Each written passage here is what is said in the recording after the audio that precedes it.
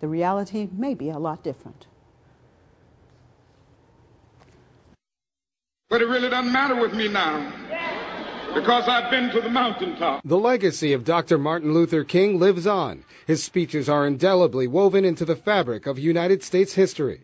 This weekend, the U.S. celebrates the late civil rights leader who would have been 81 had he not been assassinated in 1968.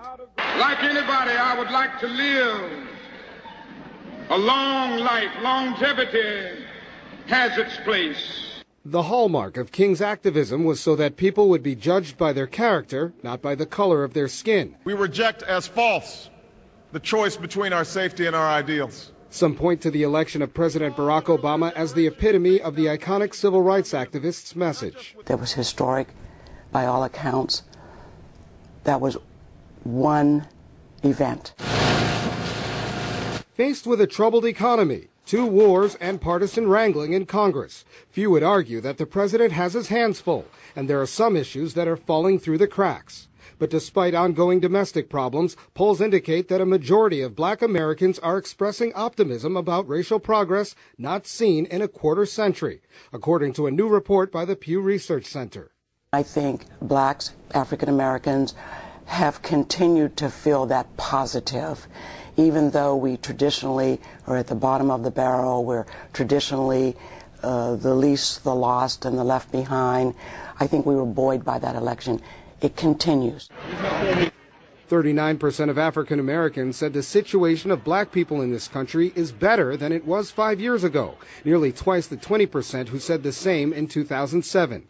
The historic election of Barack Obama to the White House appears to have played a role in the positive sentiments. As the nation's 44th president, Barack Obama ushered in a new era of optimism. For many people of varying ethnicities, seeing the nation's first black president is a paradigm of Dr. King's dream. However, as many minorities fall victim to socioeconomic inequalities, others emphasize that the nation still has a long way to go before the slain civil rights leader's dream is fully realized. In addition to economic woes, the unemployment rate for African Americans is 16%, far exceeding the nation's overall rate. And blacks hold a large share of the country's mortgages in default. We need newer leaders, leaders who are trained differently.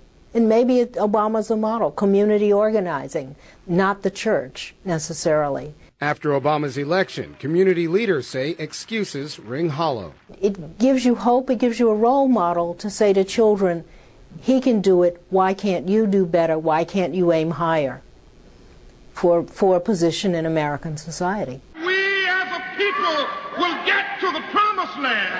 In one of Dr. King's most memorable speeches, he predicted that we as a people would get to the promised land. But for many, despite a positive outlook encouraged by America's first black president, that utopia is still a world away. For Press TV, Colin Campbell, Washington.